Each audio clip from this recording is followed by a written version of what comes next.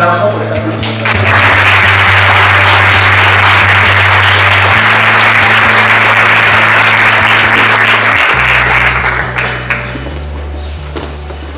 Bueno, buenas tardes a todos y a todas. La verdad es que me tenéis flipado, porque yo primero bastante tenía con mi clase, que no lo conseguía todos los días, ¿verdad? Enhorabuena por la actividad del Ateneo. Si estáis haciendo todo eso y encima probáis, joder. Está bien. Bueno, es un gusto que me hayáis invitado a la ciudadanía. Yo la verdad es que no tengo tampoco muchas ganas de ir al gobierno ni a ningún partido. No sé si es que desde julio, que esta es la primera charla que acepto desde el mes de julio pasado, que supongo que sabéis que perdí un poco eso. Y no sé, he cogido gusto a esto de estar callado, pero a mí me pasa con Bernabéu que tengo mucha debilidad tanto por él como por su padre. Y entonces cuando me lo pidió, pues inmediatamente le dije que sí, y aquí estoy casi pronunciando, pues no sé si son mis primeras, pero casi mis primeras palabras, desde el verano del año pasado, donde, yo qué sé, yo que les toca hablar a otros, ¿no? Así que muchas ganas de leña tampoco tengo. Yo creo que este es un tema que a mí, el concepto de ciudadanía, siempre me ha atrapado de alguna manera casi magnética desde un punto de vista académico, ideológico, político. Creo que no por mí, no por culpa mía o responsabilidad mía, sino por el lugar del que yo vengo, donde nací. Yo soy bilbaíno, creo que soy, si tengo que definir mi identidad, inmediatamente aparece una ciudad y eso ya explica cosas, ¿no? Siento que soy de Bilbao. Y después me pienso vasco, me pienso español, me pienso europeo, y creo que me pienso ciudadano. Es verdad que mi etapa de vida política en Euskadi fue una etapa un tanto extraña, porque es un lugar raro. Es casi el último núcleo europeo donde una placenta histórica de carácter romántico combate todavía contra el pensamiento ilustrado y contra la ilustración durante mucho tiempo. En ese análisis marxista que se puede hacer de la historia, la ilustración como proceso de transformación del pensamiento humano que hunde sus raíces en el siglo XVI, en el Renacimiento, o si queremos en el humanismo de Erasmo de Rotterdam un poco antes, que se transfiere hacia los 4 o 5 siguientes siglos en términos de cambio completo de la mentalidad humana, acompañado de un cambio profundo en la superestructura económica, en el funcionamiento de los sectores productivos de la economía europea, que empieza a solicitar del ser humano que se empiece a pensar sin necesidad de recurrir a Dios. No tengo que pasar por la idea de Dios para saber quién soy. Puedo pensar desde una perspectiva humanocéntrica y laica, secularizada la vida humana. Puedo preguntarme quién soy, puedo preguntarme quiénes somos desde una perspectiva racional. A la vez se sucede eso que en historia entendemos como modernidad, que no es sino un tránsito de una economía agrícola a una economía progresivamente industrializada, a una preglobalización de las relaciones comerciales, las relaciones humanas a nivel mundial, un cambio en el formato de vida, en la forma de vida humana desde los pueblos a las ciudades, una urbanización de la vida humana, una transformación del análisis de la realidad desde una idea o de una mirada basada en los mitos, las leyendas y la religión a una mirada basada en la ciencia, ya no llueve porque Dios lo quiera, sino por un proceso complejo de evaporación, condensación, etcétera, etcétera, que cambia por completo los cambios del pensamiento humano que produce una idea, que desarrolla, en mi opinión como nadie, el liberalismo político inglés del siglo XIX. La idea de ciudadanía, la idea de pertenencia a un marco de derechos y obligaciones que no pregunta por nada más que por el cumplimiento de esos derechos y de esas obligaciones. Bueno, decía que me siento bilbaíno y que a esto acudí yo pronto en mi tiempo vasco, en mi tiempo de participación política en Euskadi, que era básicamente en esa línea de combate de la historia, en términos marxistas, una dialéctica de contrarios, una hipótesis, una antítesis y una síntesis que es el descubrir humano a través de la historia, a través del espacio y a través del tiempo, donde ideas de modernización combaten contra la resistencia al cambio. Resistencia al cambio.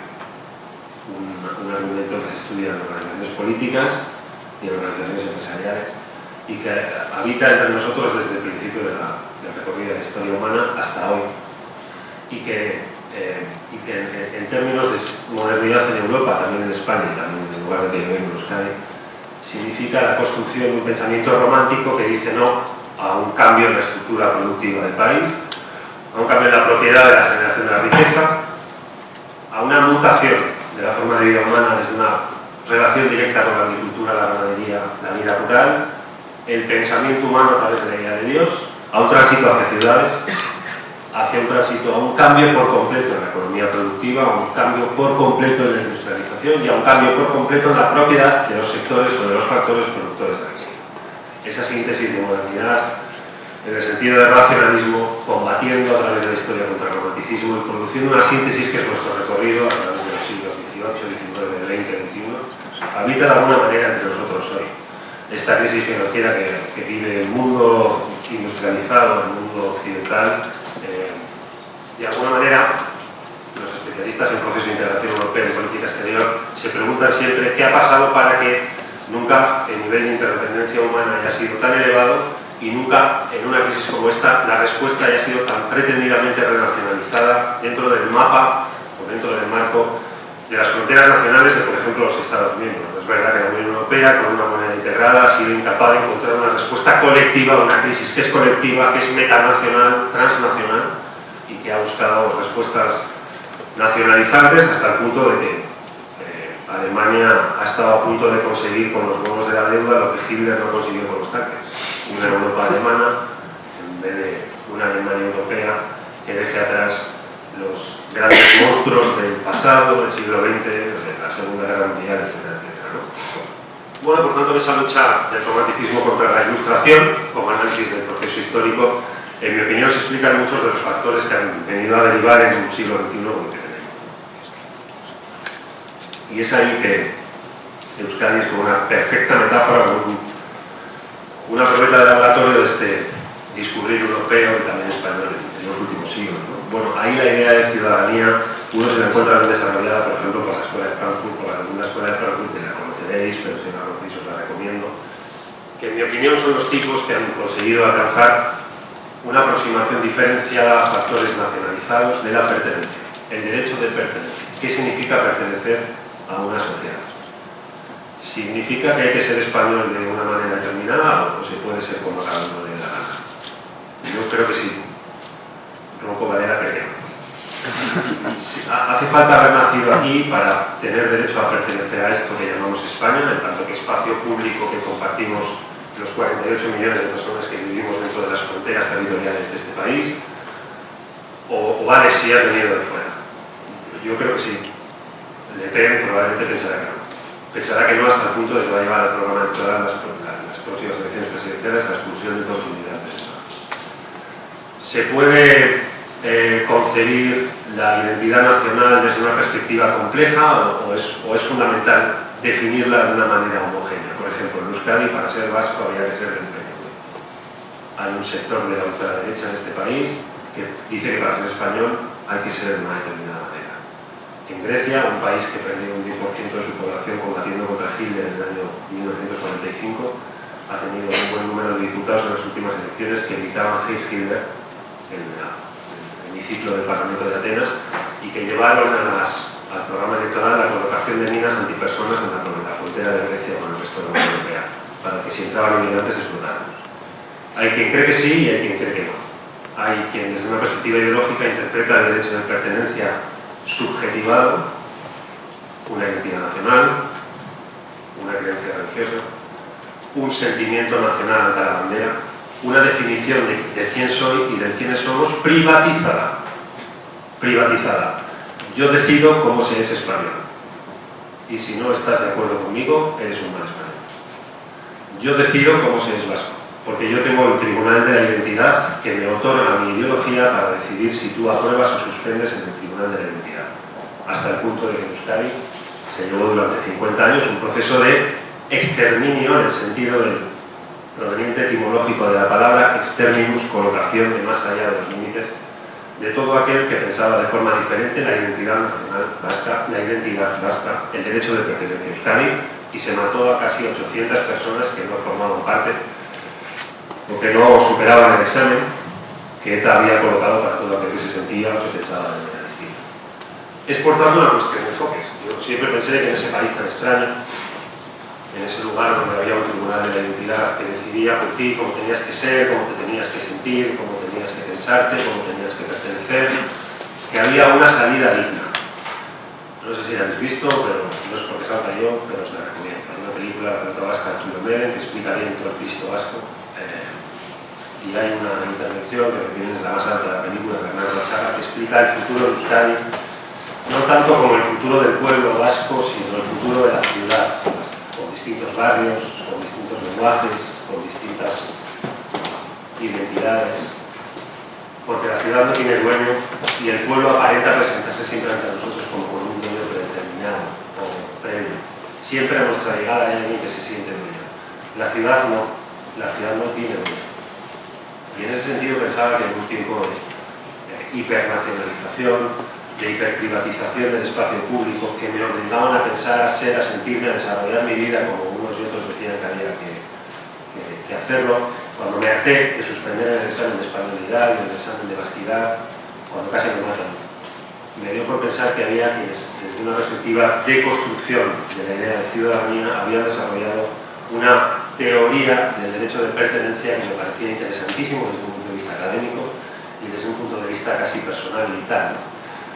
Jürgen Habermas, La Escuela de Frankfurt, Identidades nacionales, identidades postnacionales. En mi opinión, el libro obligatorio de lectura y de estudio de por lo menos el 70% de los diputados y diputadas que se sientan en el Congreso de los Diputados en España, que dice, no se pertenece sobre una idea de identidad predeterminada, sino que se pertenece a un Estado en tanto que la ciudadanía es el conjunto de derechos y obligaciones que nos define cómo pertenecemos a una cosa que llamamos sociedad.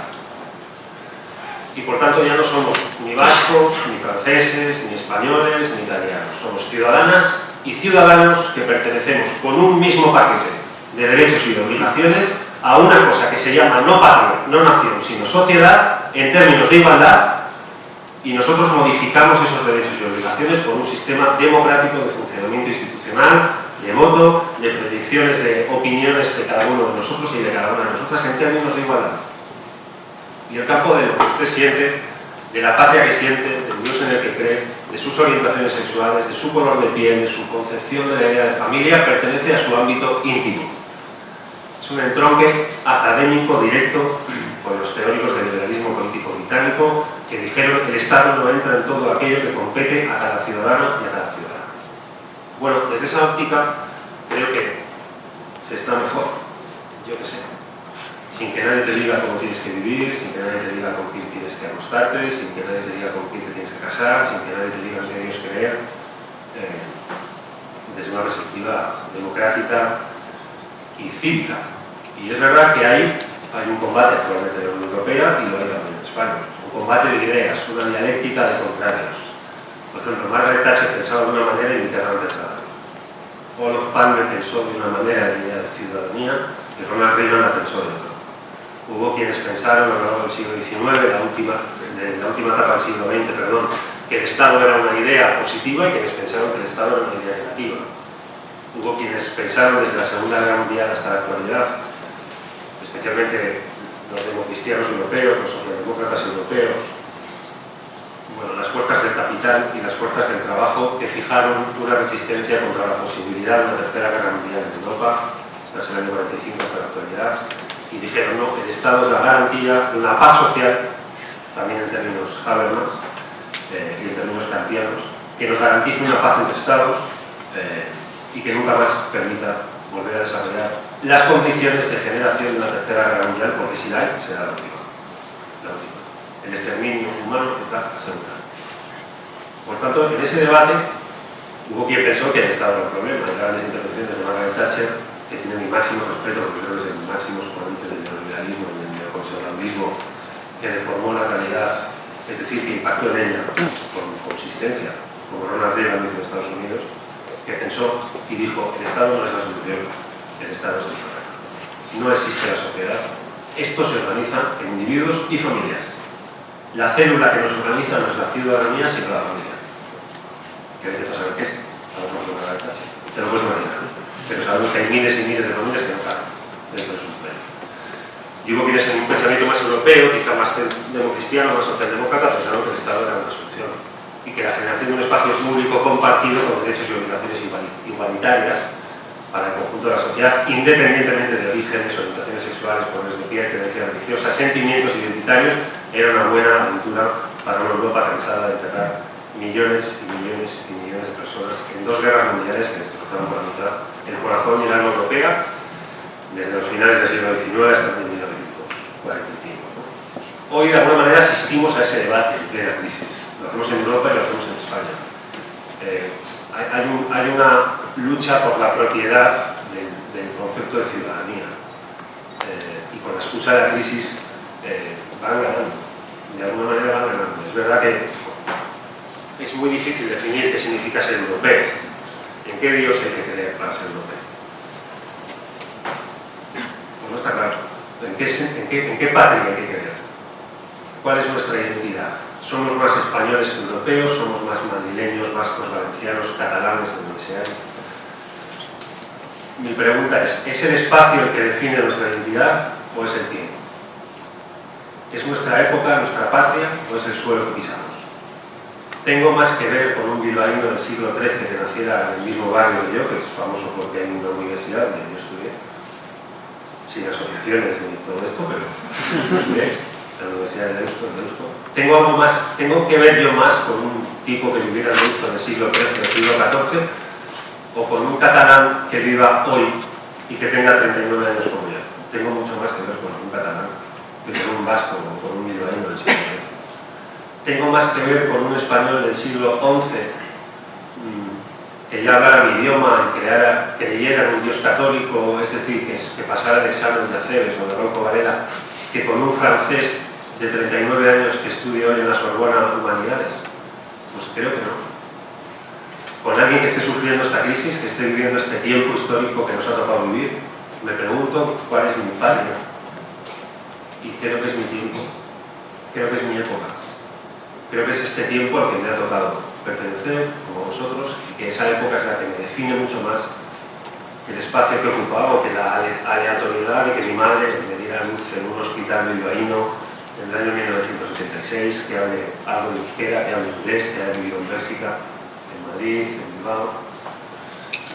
Creo que es más bien mi tiempo. Por tanto, es muy difícil definir qué es nuestra identidad hoy.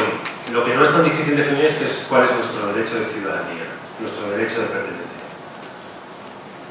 ¿Qué examen le vamos a poner a un ecuatoriano que viniera a vivir aquí en el boom inmobiliario, que se hiciera ciudadano, que cogiera la cédula de ciudadanía española y que sintiera que su patria es la familia que dejó en Quito, su España en la que reside hoy, y que haya construido dentro de sí una identidad transnacional? Somos ya identidades transnacionalizadas, identidades posnacionalizadas. Ya no es solo la nación la que define lo que somos. Hace 2 siglos sí, hoy ya no. Mi abuelo, me pregunto mucho por él, ¿qué pensaría ahora que hay un chaval que juega al fútbol espectacular en Bilbao, que es negro y es vasco? No es ninguna broma, el Atleti de Bilbao garantizo que no es ninguna broma. Habla euskera perfectamente. Pues, ¿qué es el hecho vasco? ¿Dónde está la pureza de ese pueblo milenario? ¿Qué significa? ¿Es homogéneo? No, ya no lo es. Por tanto, de alguna manera nos obliga a legislar en el Parlamento, sin simulación, una idea de la ciudadanía concreta en derechos y concreta en obligaciones. El gobierno actual lo ha hecho. Podemos ser todos los críticos que nos dé la gana del gobierno de Zapatero en muchas cosas, y ya pasó y fue juzgado y ya no tengo ganas de hacer aquí propaganda de nada, ¿no? Pero es verdad que en términos de derechos civiles España asumió un debate muy serio en los años, sobre todo entre 2004 y 2009, como probablemente no lo haya hecho nunca, ¿no? Concreto, y que amplió las fronteras de la idea de ciudadanía. Es verdad que este gobierno de alguna manera está haciendo un poco lo contrario, está deformando la realidad. Por ejemplo, ayer votamos que las mujeres de 16 o 17 años no necesitan el permiso de sus padres para dar a luz, pero sí necesitan el permiso de sus padres para interrumpir el embarazo. No necesitan el sí de sus padres para tener o desarrollar un embarazo, pero sí lo necesitan para interrumpirlo. Dentro de las 12 primeras semanas, como la mayoría de las leyes europeas legislan en términos de plazos de interrupción voluntaria del embarazo. Hemos legislado hace no mucho, se ha entrado en vigor hace 3 semanas, una ley mordaza, que es la que había citado en un debate del ministro Senfador, como nadie se ha enfadado, creo, en el Parlamento nunca conmigo, que ha legislado el derecho de manifestación, el derecho de información, el derecho de reunión y la libertad de expresión. Lo ha legislado recortando. Ha decidido que derechos constitucionalizantes de este país, constituyentes, perdón, de este país, que definieron lo que significa ser España y ser una democracia en España, desde la muerte de Franco en los años de la transición, en la Constitución actualmente en vigor, que decía que se puede uno manifestar sin pedir permiso al gobierno, ahora ya no. Que se puede uno reunir delante de las instituciones para protestar, ahora ya no. Que puede acceder libremente a la información y publicarla en los medios de comunicación o en las redes, ahora ya no. Y que puede expresar lo que considere, y ahora ya no. Por ejemplo, Mou, que ha venido conmigo, es un fotógrafo fantástico, el tipo de barras que va la camiseta azul, ha trabajado muchos años de fotógrafo en varios medios de comunicación. Una imagen de un policía dando un porrazo a unos manifestantes delante del Congreso de los Diputados no sería un problema para el policía, sería un problema para el Mou. Ese es el tránsito. Que nosotros como ciudadanos tenemos derecho a que un fotógrafo nos informe en un periódico, es decir, tenemos derecho a la información, como el periódico y como Mou tiene derecho a la expresión y a la información de un problema que haya delante del Congreso de los Diputados, en la Plaza de las Cortes, en una manifestación que, como Juancho López Rural, es un buen amigo, un tipo estupendo, convoque a favor o en contra de las políticas de este gobierno, me da igual, sobre cambio climático. Y si un policía le mete un porrazo a un manifestante que está manifestándose de forma pacífica, antes yo como ciudadano y vosotros como ciudadanos y ciudadanas tenéis derecho a saberlo. Mou trabajaba explicándolo. Hoy no puedo hacerlo porque me tenían una multa de 30.000 euros y correría su puesto de trabajo perdido. Por tanto, se ha producido un tránsito, gracias, en la idea de ciudadanía que teníamos hace unos años a la que tenemos hoy. Y eso de alguna manera reforma, modifica nuestra manera de pertenecer a esta sociedad. Bueno, yo creo que se mueve todo dentro de los márgenes del miedo. ¿Qué es el miedo? Europa ha expresado su miedo ante su incapacidad, me refiero a Europa, a sus gobiernos principalmente, de dar una respuesta colectiva a una crisis transnacional que probablemente no creó Europa, que probablemente es financiera, que probablemente es de la mala regulación de los paisajes financieros de la globalización, de ese tránsito de una economía industrial de la que hablábamos antes, de una economía eminentemente financiera en vez de productiva, que está cambiando el canon de la relación económica mundial y el canon de la relación humana mundial. Aquí la verdad es que se me escapa más casi en cada frase, ¿no? Creo en la existencia de una superestructura económica que va modificando las relaciones humanas a lo largo de la historia, no creo. Y creo que casi todo tiene que ver con los factores productivos, las relaciones económicas, a la hora de los motores de aceleración o de deceleración del proceso histórico en el ser humano, ¿no? Y creo que todo lo que está sucediendo en términos políticos, estas grandes preguntas que nos hacemos de las variaciones en la mimética parlamentaria, en las próximas elecciones, el surgimiento de fuerzas políticas nuevas, un 32% de intención de voto a la ultraderecha en Francia con Le Pen, partidos xenófobos, anti-europeístas, anti-migrantes, anti-mujeres, privatizadores de la vida humana, el derecho de ciudadanía, en Holanda, en Grecia, en Centro Europa, están detrás de una crisis económica que ha modificado por completo las relaciones económicas y humanas y sin los cuales no estarían, al menos con la intensidad con la que están. Es el miedo que habla. Es el miedo que habla. El miedo a la información, el miedo a la expresión, el miedo a la reunión, el miedo a una sociedad que articule y desarrolle libremente su derecho de pertenencia. Es nuestro, no le pertenece ni al PSOE, ni al PP, ni a Izquierda Unida, ni a Podemos, ni a Ciudadanos, a nadie, a nosotros. Es nuestro. Es nuestra forma de vida, son nuestros ámbitos íntimos, son nuestros derechos y son nuestras obligaciones. Algunos creen que son suyas, siguen pensando que tienen el derecho de privatización del espacio público. Y el espacio público, si tiene algo de bueno, es que no es de nadie, porque es de todos. De alguna manera, España puede ser interpretada como un pueblo. Hay quien cree que son los pueblos de España, seguramente no tienen ni idea. Y hay quien cree que España es una ciudad, de ciudadanas y de ciudadanos, libres, iguales, que funcionan en un campo de derechos y de obligaciones. Yo creo que es la última barricada en la que merece la pena pelear, ¿no? Mi padre, que era un bilbaíno, un bujetero de estos así muy sindical y tal, y que tiene mucha carne, lee esto, tal, estaba muy marcado por Daniel Cohn-Bendit en el trabajo este de 1968, a quien luego conocí, y joder, ¿no? Total, casi que no conozcáis nunca vuestros mitos, pues os caes, ¿no? Pero me conocí trabajando en el Parlamento Europeo, conmigo varias veces y tal, y bueno, bien. Pero yo soy más bien de Naomi Klein que de Daniel Cohn. Yo creo más que los movimientos juveniles más interesantes de la historia del siglo XX son los movimientos antiglobalización, los que detectaron y definieron a finales de los 90 sin que mucha gente les acaso, que se estaba generando el clima, la placenta de una crisis que explotaría y llovería sobre las economías productivas y cambiaría el orden del funcionamiento de la globalización, probablemente solo con un análisis, un fallo en el análisis, ¿no? Decía, los ricos serán más ricos, los pobres serán más pobres. Y lo que estamos viendo es que los países más ricos están siendo más pobres y los países más pobres, los que llamábamos emergentes, están creciendo al 6, 7, 8% y han sacado a 200, 300, 500 millones de personas de la pobreza a la clase media en los últimos 15 años, mientras que Europa ha producido el mayor número de personas cayendo en las cunetas de la pobreza y de la exclusión social que ha tenido nunca desde la finalización de la Segunda Guerra Mundial. Si somos 550 millones de habitantes, casi 75 en Europa viven bajo el umbral de la pobreza. 75. Por tanto, el debate lo tenemos ahí, ante la modificación de muchas formas de vida y de muchas cosas que definen nuestra manera de entender lo que era ser europeos, de forma de debate, ¿no? A mí me ha parecido siempre que era la última barricada que merecía la pena defender, ¿no? Una idea de pertenencia. La última casi por el otro lado me resulta hasta romántica, ¿no? Es profundamente racional, pero me resulta hasta romántica. Me atrae desde una perspectiva académica, ideológica, política, pero también un poco desde el corazón, ¿no? Le he cogido cariño a la idea de que cada uno de nosotros viva como le dé la gana, dentro del campo de los derechos y las obligaciones. Y ya no aguanto muy bien que me digan cómo tengo que vivir. No aguanto muy bien el debate de ayer sobre por qué las mujeres de 16 o 17 años tienen que hacer lo que les dé la gana al gobierno. Si la edad legal sanitaria es de los 16 años, no entiendo muy bien por qué. No entendí muy bien por qué votaron en contra del matrimonio entre personas del mismo sexo. No entendí muy bien por qué votaron en contra de la ley de identidad de género. No entendí muy bien las grandes manifestaciones a favor de la familia, básicamente organizadas por tipos que no tienen familia. No entendí muy bien que me expliquen con quién hay que hacer o tener relaciones sexuales y con quién no, gente que básicamente no tiene relaciones sexuales. No he entendido nunca muy bien que me expliquen qué significa ser vasco, qué es ser español, cuando hay muchas maneras de ser y de entender qué significa todo eso, y es genial.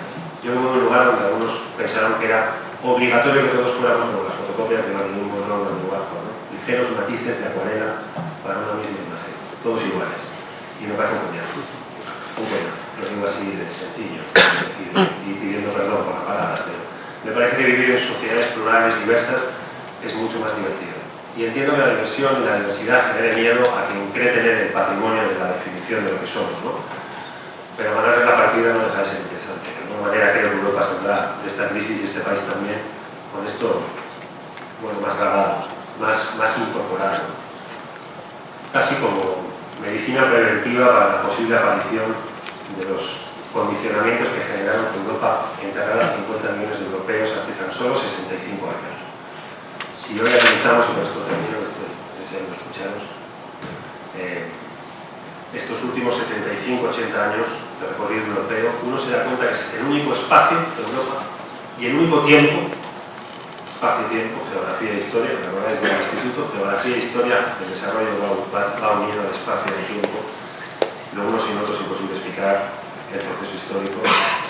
Este es el lugar más afortunado del mundo para nacer. Y esta es la época más afortunada del mundo de nuestra historia para nacer. Hemos tenido la suerte de nacer en el espacio-tiempo adecuado, en el más global de todos, en el mejor. En el de 70 años de paz, de desarrollo humano, de avances institucionales, políticos, económicos, como no ha habido en ningún otro lugar del mundo y en ninguna otra época de nuestra historia. De alguna manera nos toca cuidarlo, no despreciarlo y ponerlo en valor. Nos explica muy bien lo que somos y nosotros de alguna manera creo que nos toca explicar lo que es a quienes pretenden derribarlo y a quienes están con sus miedos tratando de construir una anticiudad europea o una anticiudad española muy a su imagen y semejanza, pero que tiene muy poco que ver con la gran mayoría de la humanidad en tránsito, en proceso de mestizaje, en proceso de cambio permanente, que es normal que levanten los miedos de algunos, porque ya no están de nada.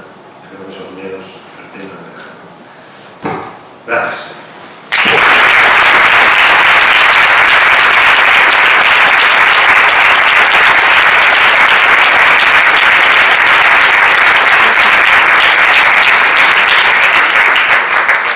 A continuación os invitamos a todos a participar en un coloquio con Eduardo y con quien quiera participar sobre lo que nos ha propuesto, sobre el concepto de ciudadanía y sobre cualquier tema del que queráis hablar relacionado con este tema. Así que bueno, os invito a que alcéis y pidáis la palabra.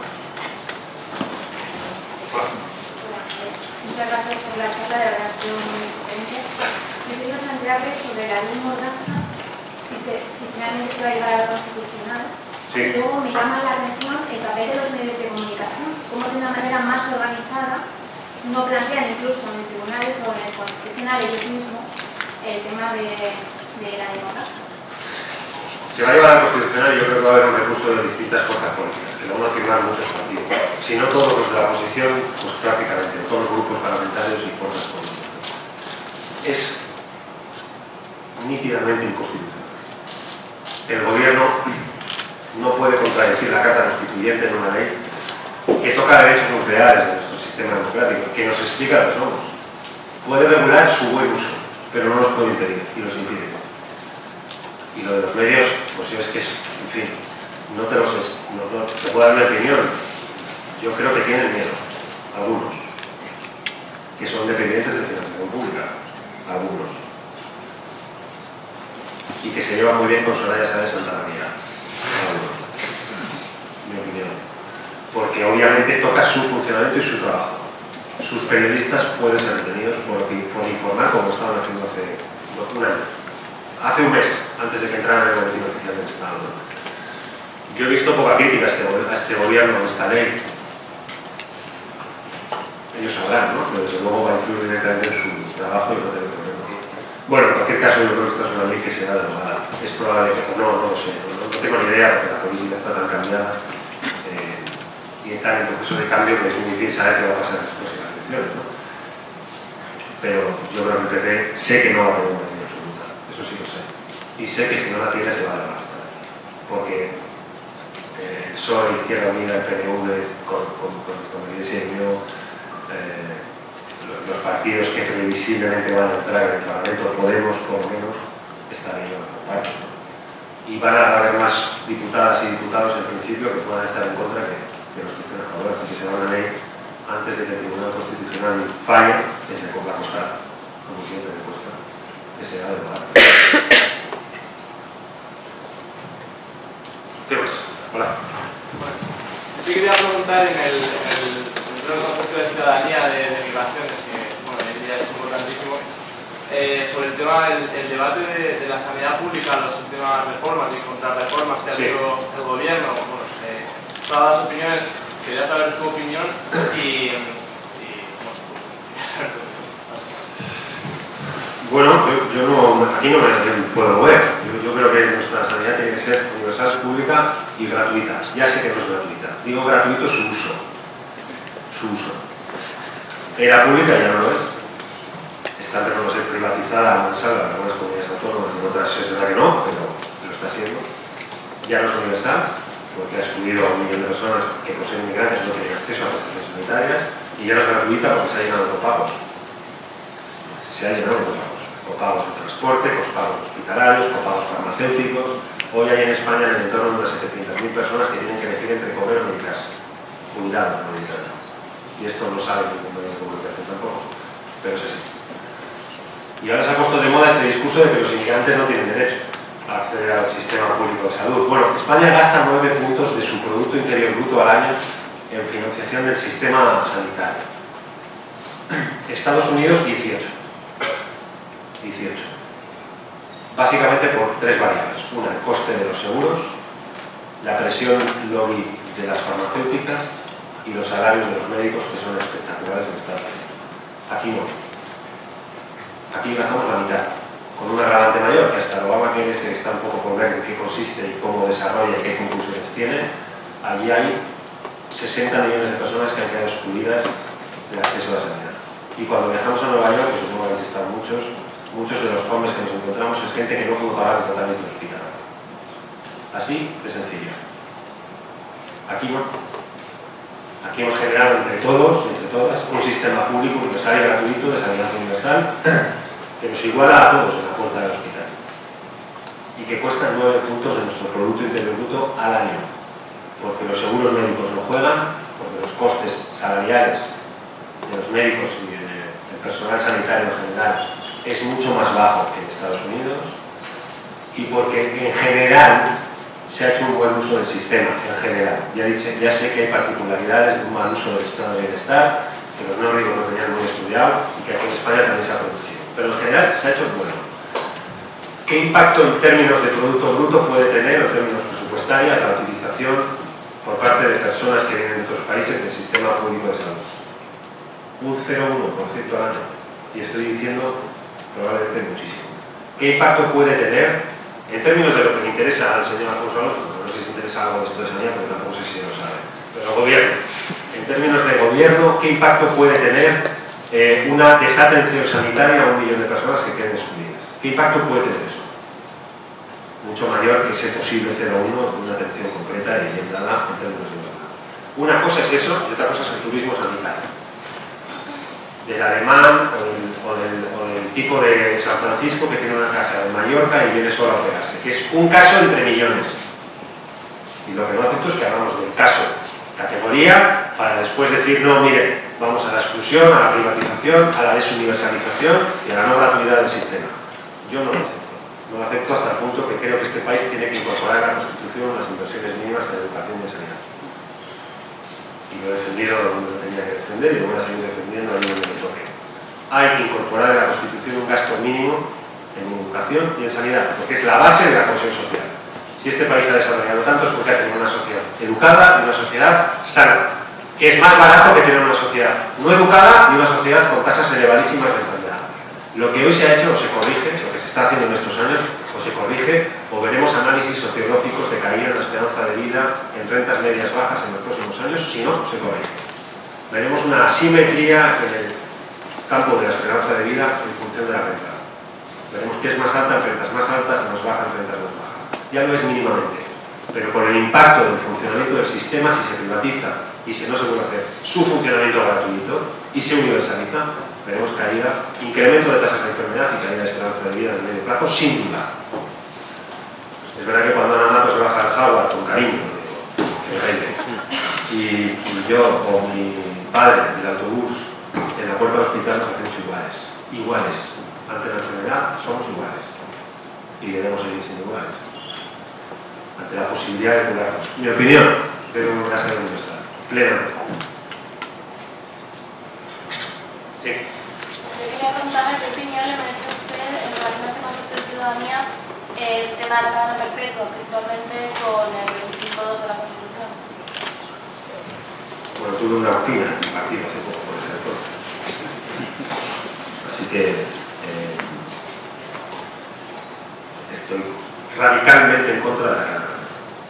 Pero radicalmente es radicalmente en contra. Hasta el punto de que no resulta del principio. Creo que nuestro derecho penal está impregnado en una filosofía que tiene el hecho punitivo y la reinserción al final. No puedo interpretar el derecho europeo de carácter penal o en el ámbito penal sin eso. No lo puedo interpretar. No lo puedo interpretar. Por tanto, estoy radicalmente en contra. Quiero preguntarle, a raíz de su idea de ciudadanía, entiendo, basada en la igualdad, solidaridad y diversidad, si no ve que es incoherente con ese planteamiento en haber gobernado y pactado con partidos que son contrarios a esos planteamientos, como son los partidos nacionalistas en País Vasco, Cataluña o Galicia. Bueno, depende para qué.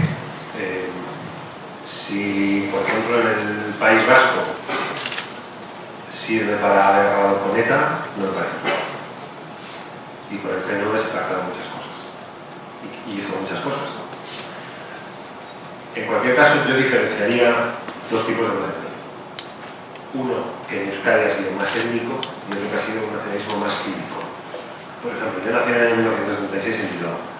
Empecé a militar a los 17 años básicamente contra ETA, para ir a manifestaciones contra ETA, para luchar contra el terrorismo, mirándome siempre en el espejo de lo que era el nacionalismo, el socialismo catalán, y mirando al nacionalismo vasco en el espejo de lo que era el nacionalismo catalán, porque pensaba que el nacionalismo catalán de conveniencia y era un nacionalismo cívico, no étnico.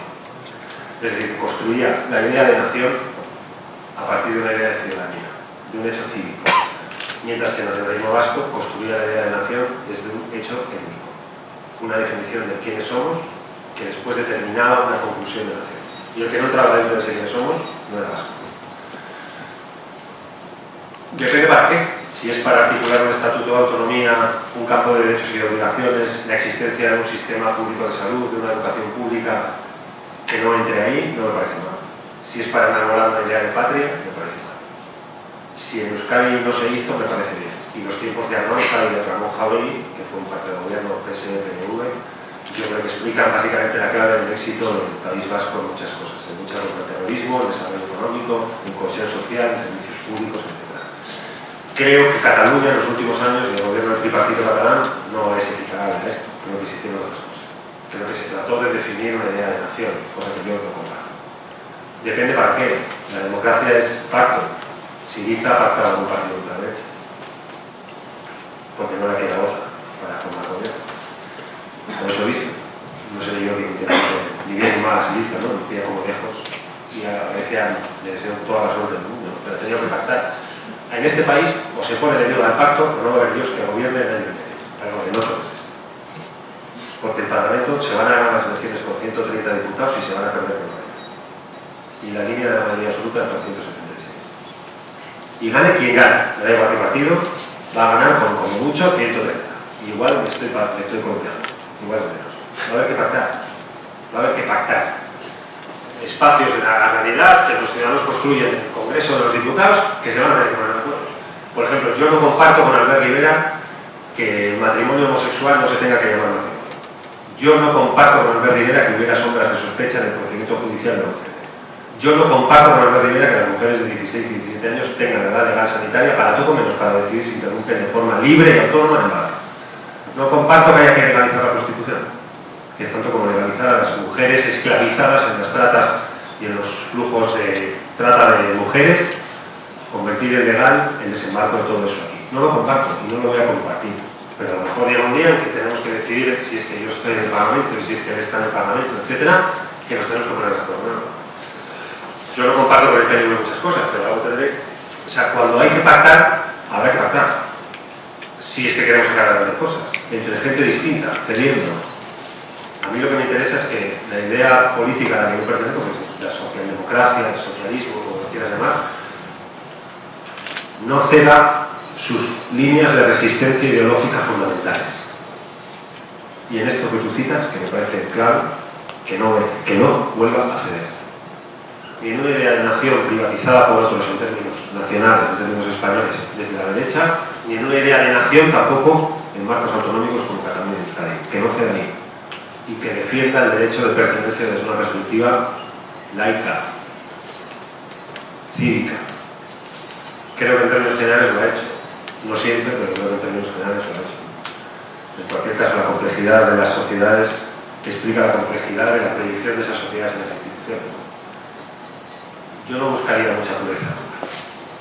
Hay un libro que firma Fernando Aramburu, se titula Los peces de la laguna, que está muy bien, pero en la dedicatoria en principio está mejor. Dedico este libro a la impureza. La impureza. Cuidado con las búsquedas de pureza, que terminan siempre generando cosas. Venga. Para una cuestión sobre el tema de ciudadanía, para los que creemos que también existe una ciudadanía social, no solamente una serie de derechos políticos y civiles, sino también sociales, ¿cómo es posible plantear la socialdemocracia en un marco global? Y porque claro, dado los ejemplos que hemos visto, por ejemplo en Francia, donde al final cuando a los mercados no les gusta una determinada decisión afecta directamente a las políticas y también se aplican políticas de reducción del gasto, etc. Y aquí también, claro, con el gobierno de Zapatero al final, ¿cómo es posible una respuesta socialdemócrata al mundo global? Mira, decía antes que yo me siento más de Naomi Klein que de Daniel Rojo por algo. Creo que el análisis de la globalización de finales de los años 90 fue el análisis que movimientos juveniles de cualquier momento del siglo XX hicieron y que tiene una entidad, desde el punto de vista de lo que vino después, mayor que ningún otro. Dijeron, se está produciendo un incremento de la tasa de capital circulante en los paisajes financieros no nacionales, sino transnacionalizados, que o ustedes le meten normas de tráfico a ese tráfico financiero o asistirán en poco tiempo a un enorme accidente de tráfico financiero que modificará para siempre la vida humana en Europa. Y eso lo pagamos. un enorme accidente de tráfico financiero, producto de que no había normas de tráfico financiero. Básicamente que hacían lo que les daba la gana. Porque los estados que están construidos para legislar dentro no se ponen de acuerdo para legislar fuera o por encima de sus fronteras. El drama europeo, en mi opinión, de cara a esta crisis está en que hemos sido capaces de integrar una moneda, de integrar política, de superar heridas dramáticas a finales de los años 40 del siglo pasado, y que habiendo integrado una moneda hemos sido incapaces de integrar un mecanismo de gobernanza económica de esa zona monetaria integrada. Y hemos sido incapaces de ponernos de acuerdo en cuatro cosas. Cuatro cosas. Una tasa de transacciones financieras intra-zona monetaria, al menos intra-zona monetaria. Una prohibición de determinados instrumentos financieros de altísimo riesgo para el conjunto del sistema, pero también para el que los contrata, que está detrás de parte del tablazo financiero que se ha pegado a la economía en este siglo y con esta crisis. 3. Una regulación de los paraísos fiscales. Cómo entra y cómo sale el capital desde zona europea a paraísos fiscales o desde paraísos fiscales a zona europea. Y 4. Algo que el padre de Bernardino está tocando Lidia Bernardino. No se puede especular con materias primas que van directamente vinculadas a productos manufacturados. Las crisis del norte de Europa, que llamamos primaveras árabes simultáneamente, pensamos que eran movimientos intranacionales contra dictaduras establecidas durante mucho tiempo. Y probablemente algo de eso tiene. Pero vinieron derivados de un ciclo de 5 años de malas cosechas en Rusia, principal exportador de materias primas del norte de África. Y la caída en las exportaciones significó, en el otro lado, una caída en las importaciones, que disparó por un problema de oferta la demanda del precio de los alimentos manufacturados. Y salió la gente de la calle porque tenía hambre. Porque aquí se ha podido, en este mundo nuestro, que no ha sabido regular la globalización, especular con productos manufacturados de primera necesidad. Sencillamente, tú con un 8% o un 2% podías comprar enormes inversiones en materias primas básicas, por ejemplo trigo, sin jugarte nada, pero disparando el precio del trigo en mercados abiertos, por ejemplo, de la Rusia. O en los países que llamamos emergentes, están todos emergidos ya, pero seguimos llamando emergentes. O por ejemplo en el norte de África.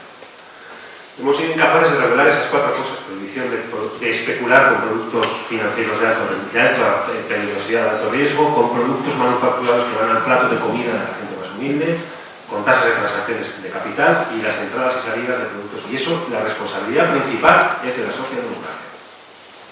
Lo es. Y yo soy socialdemócrata, soy socialista, que vivió un poco en términos gramscianos el optimismo de la razón y el pesimismo de la voluntad. Sabía que tenía razón y fue incapaz de llevarlo a cabo. Sabía que tenía razón en el análisis y fue incapaz de convertirlo en una obra política concreta. Dijo, sí, es verdad, se está generando una tasa brutal de 4 veces el Producto Interior Bruto español cada día circulando financieramente por un espacio numérico digital de un lugar a otro. Y el incremento de velocidad de acumulación de capital financiero superan miles de veces el crecimiento, el rendimiento de la economía productiva. ¿Y qué hizo la socialdemocracia? Nada. Buscó, por su miedo, una respuesta romántica dentro de las fronteras nacionales a un problema metanacional, transnacional, global, europeo. Yo no espero de Le Pen que le dé clases de internacionalización. Aunque no me dé clase de nada, casi que ya me lleva bien. Pero de la socialdemocracia y de la ideología democristiana del centro derecha europea sí esperaba una defensa de una idea de Europa que atendiera esto. Y no lo ha hecho. ¿Qué le pasa a un gobierno cuando está a expensas de los mercados? Los famosos mercados. España gasta o invierte, en función de si es de una manera neutra en el análisis, puede gastar o invertir. Cayo Lara no para de hablar de gasto social.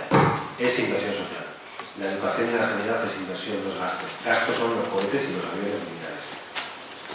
Los colegios, las universidades y las medicinas es inversión. Y las políticas sociales también es inversión, porque generan cohesión social. Depende de cómo enfoques, es gasto o es inversión. Pero nuestro equilibrio de lo que ingresa el Estado por la actividad económica del país y lo que invierte o gasta, o tienes superávit, recaudas más de lo que gastas o tienes déficit.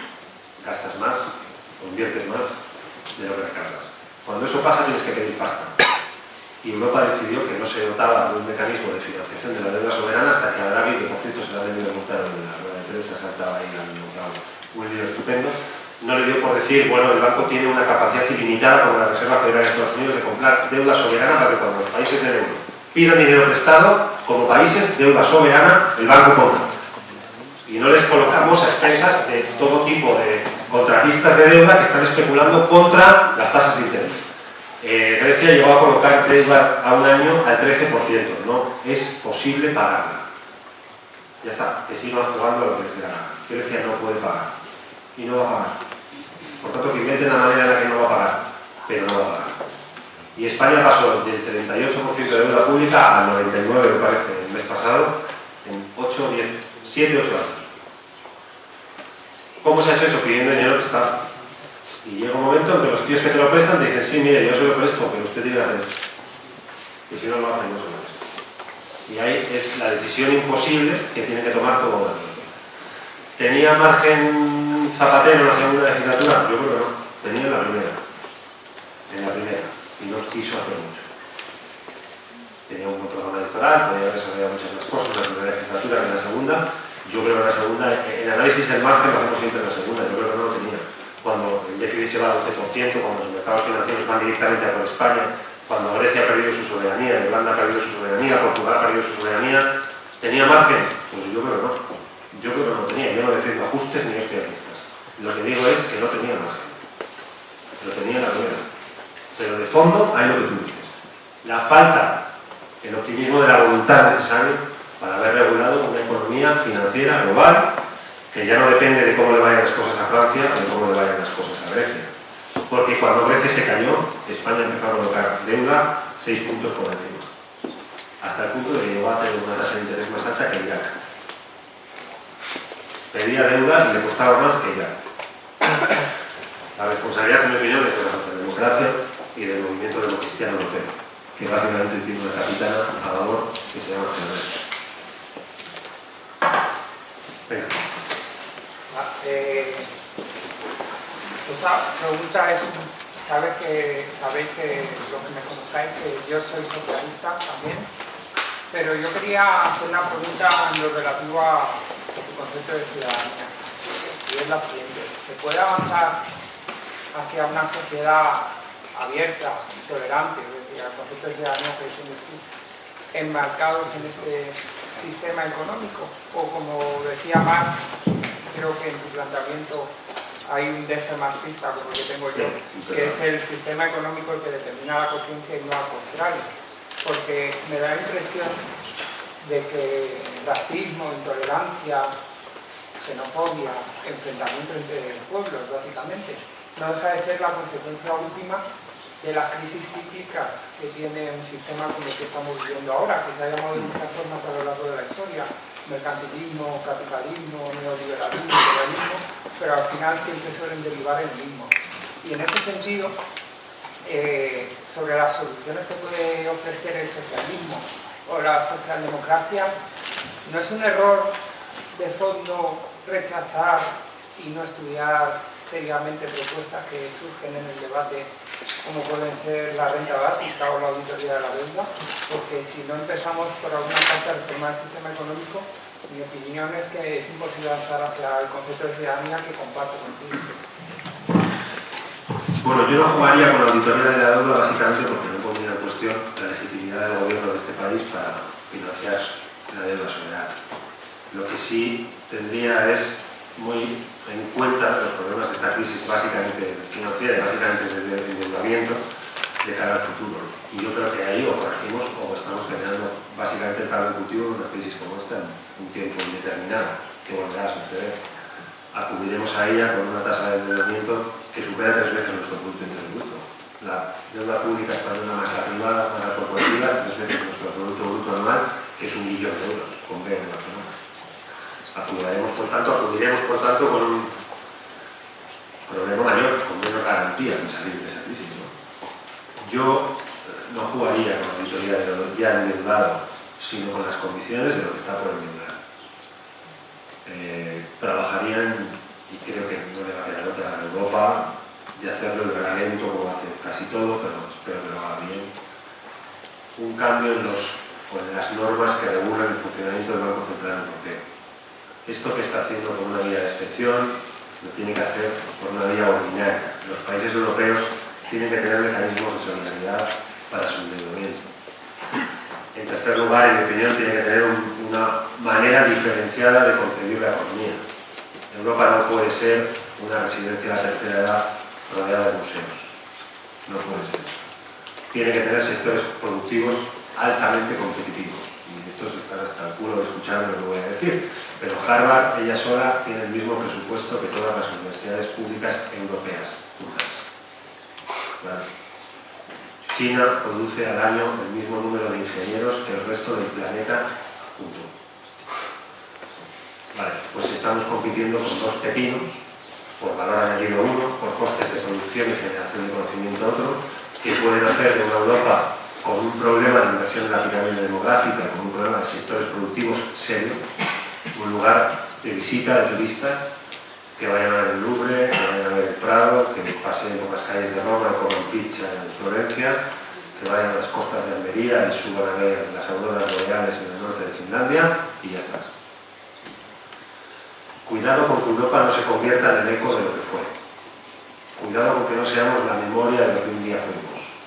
Cuidado con que este país renuncie, baje los brazos y diga, mire, no podemos competir por producción de talento cuando sí lo tenemos. Y empecemos a asistir al debate que estamos asistiendo en este país de que queremos competir por costes productivos. Y es imposible. Por 12 horas de trabajo en un taller en China pagan $80 al mes. No tenemos margen competitivo en una economía globalizada. Por tanto, España, Europa, ¿qué quiere ser de mayor? ¿Qué quiere producir? ¿Qué quiere hacer que no sepan hacer otros? ¿Vamos a aportar algo en patentes? ¿Vamos a aportar algo en el debate biomédico de las células madre? ¿Vamos a aportar algo en el campo de las tecnologías de información y de conocimiento? ¿O vamos a seguir siendo una economía basada en la agricultura y en el turismo? Pues esa es la decisión que este continente y esta España nuestra tiene que tomar. Y en función de qué economía tengas, las condiciones de tu modelo de desarrollo son unas o son otras. Yo el otro día le escuché a Albert Rivera, que es la segunda que necesito, y tampoco sé muy bien por qué. Pero últimamente sale mucho en los medios, ¿por qué será? Y le escuché decir, nosotros estamos a favor de la economía de mercado. Y dije, coño, ¿y tiene alternativa la economía de mercado? No la tiene. No tiene alternativa. Nadie quiere ir a una economía planificada, ni a una economía de trueque, ni a patrón oro. Eso se pasó. Economía de mercado. La pregunta es, ¿qué temperatura de regulación quiere usted para la economía de mercado? ¿Se pueden vender hígados y corazones o no? Se puede. ¿Se pueden comprar participaciones preferentes en Bankia o no? ¿Se puede en el sistema tributario recaudar de una manera o de otra? Quiero oír de qué manera, de qué tipo de economía de mercado estás hablando, porque es la clave de todo. Yo quiero una economía de mercado regulado. Yo quiero que los corazones y los riñones no se puedan comprar ni vender. Yo quiero una economía donde no sea legal la venta de sexo. Lo quiero. Quiero una economía donde la mujer no sea una esclava sexual cosificada, convertida en mercantilizada al servicio de que se puedan pagarlo porque lo necesitan. Quiero una economía donde nadie tenga tanto como para arrodillar a nadie, donde nadie tenga tan poco como para arrodillarse a las mercaderes. Y esa es la temperatura a la que quiero ir a dar. Quiero que me expliquen de qué tipo de economía de mercado estamos hablando. Si de Ronald Reagan o de los padres. Si de Angela Merkel o de Helmut Kohl. Quiero oírlo, quiero que me traten como adulto los que ahora mandan en todos los partidos. Joder, a veces me cuesta. Yo creo que esa es la clave. ¿Qué modelo productivo queremos para este país y para este continente? Punto. ¿Qué modelo de regulación de la economía financiera vamos a darnos? 2. ¿Y qué queremos ser de mayor? Que se nos está pasando la voz. Frente a grandes potencias altísimamente consolidadas en producción de talento, de valor añadido, de avances tecnológicos, y frente a unos tipos en China y en la India que tienen un mercado brutal 6 veces o 5 veces el propio y el potencial racionalizado el que tiene la Unión Europea, con una población con altísimas tasas de natalidad frente a altísimas tasas de mortalidad que tiene Europa y con unos costes productivos feudalizados con comparación con los 60 años de conquistas del movimiento obrero y de las democracias en Europa como tenemos aquí. Y va en serio esto. Esto no es un debate, bueno, de Ateneo, el sentido del Ateneo libertario, que vamos a discutirlo aquí sobre el papel de la economía del siglo XVIII en Luxemburgo, que nos da igual. No, esto va en serio, aquí nos la jugamos en serio. Y aquí hay que tomar una decisión. Debemos gastar 2 puntos de PIB en gasto militar y 2 décimas menos en gasto educativo o inversión educativa al año, pues sigamos así. Si queremos seguir dotándonos de una orientación hacia el sector servicios del sol y playa, o si queremos producir en serio y poner en juego el talento de esta sociedad al servicio de la producción de riqueza de una manera distinta. Si vamos a permitir que esto de los mercados financieros vuelva a llover sobre la economía productiva dentro de 7 o 8 años porque no lo queremos regular, o si nos vamos a poner en serio a regularlo. Para eso me gustaría que Valls hablara menos y los movimientos sociales hablaran más. Para eso me gustaría que alguno que no sabe muy bien de lo que habla, lo único que me preocupa es ganar las siguientes elecciones, y a veces ni eso, hablar un poco menos y volviéramos a recordar lo que nos estamos jugando aquí, que es bastante serio. Y viéramos ejemplos de lo que ha pasado en otros países con tradiciones democristianas y socialdemócratas. Cómo se ha escorado y se ha ido hacia el extremo la proyección electoral de la gente. Francia, 32%, un movimiento ultraderechista, fascista, xenófobo y antieuropeo, como es el del PP. Grecia, porque se ha terminado organizando por Syriza, que ha escorado desde la socialdemocracia de izquierda y no me preocupa tanto como los no sé cuántos por ciento de diputados ultraderecha que habitaron el Parlamento griego. Discutamos de eso y veamos que esto es una peli que desgraciadamente no es una peli, sino que es un documental de nosotros mismos. ¿Todavía lo hablamos? Sí, yo quería hablar un poco sobre las primarias abiertas, ¿no? Porque al fin y al cabo fuiste es un tema... Porque al fin y al cabo fuiste tú, ¿no? Que obligó a, por así decirlo, a que se llevara a cabo, y mi pregunta va más bien dirigida sobre por qué tantas dificultades, por qué tantos obstáculos te pusieron para llevarlo a cabo. No tenía sombra, ¿no? No sé, yo qué sé. Estoy ya feliz de decir que no quería ganar. El Chester este. Quería ganar, pero no estaba dispuesto a cualquier cosa para estar de ganar. Y yo creo que eso es importante. Elegir la manera en la que uno gana y elegir la manera en la que uno pierde. Y yo elegí la mía. Intenté ganar de una manera y cuando gané, pues decidí perder de una manera. Y ya está. Bueno, supongo que los partidos grandes, me refiero, que son muy grandes, que tienen mucha historia, tienen resistencias al cambio. Y el procedimiento del salto de un partido cerrado que se considera, porque lo es, dueño de sus procesos internos, de sus procesos de selección de personal, por decirlo así, que salta hacia, como en Francia y en Italia, a una apertura de puertas para que cualquiera pueda decidir quiénes son los candidatos a, por ejemplo, a presidencia de gobierno, no es sencillo. Pecamos, quizá, pecamos todos de pensar que eso estaba conseguido y no estaba. Y ya está, ¿no? Pero fue un poco nuestra edad de la inocencia. De creer que, bueno, Francia e Italia habían hecho procesos de participación masivo, 3 millones de personas votaron en Italia, 1 millón y pico en Francia, o al revés, no me acuerdo, y que habían sido exitosos, que habían significado una vinculación con el Partido Socialista que había tenido el gobierno, a Renzi y a Hollande. A Renzi es más fácil, pero Hollande no era fácil. Y lo consiguieron igual. Y aquí pensamos que por haberlo aprobado en un documento ya está. Normalmente la teoría es una cosa y la práctica es otra. Fue otra vez su optimismo, la razón, pesimismo, una cierta resistencia al cambio. Yo que sé, después pues nada, pues hubo gente que pensó que no era el mejor candidato. Que se votó un día de julio, un calor, ¿no? Y así acabó. Yo la verdad es que no sé, estoy bastante orgulloso de lo que hice. De hecho me he tenido entre que soy de Bilbao y estoy orgulloso, ha habido días que no me aguanto, pero quedó bien. Y ya está. Y desde aquel día silencio y no le voy a tocar esto para hablar. Primero quería decirle que en esta idea cambiante de ciudadanía en el siglo XXI,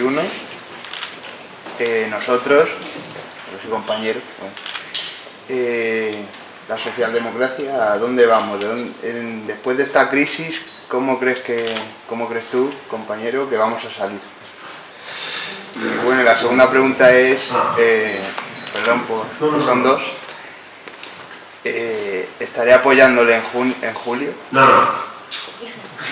dije que si perdía no lo presentaba y bueno, está poco de moda cumplir lo que uno dice, pero... Era un interés. Así que no... Como le apoyé en julio del año pasado. Pasa de moda. En las principales. Sí, Claro. que sí, que sí.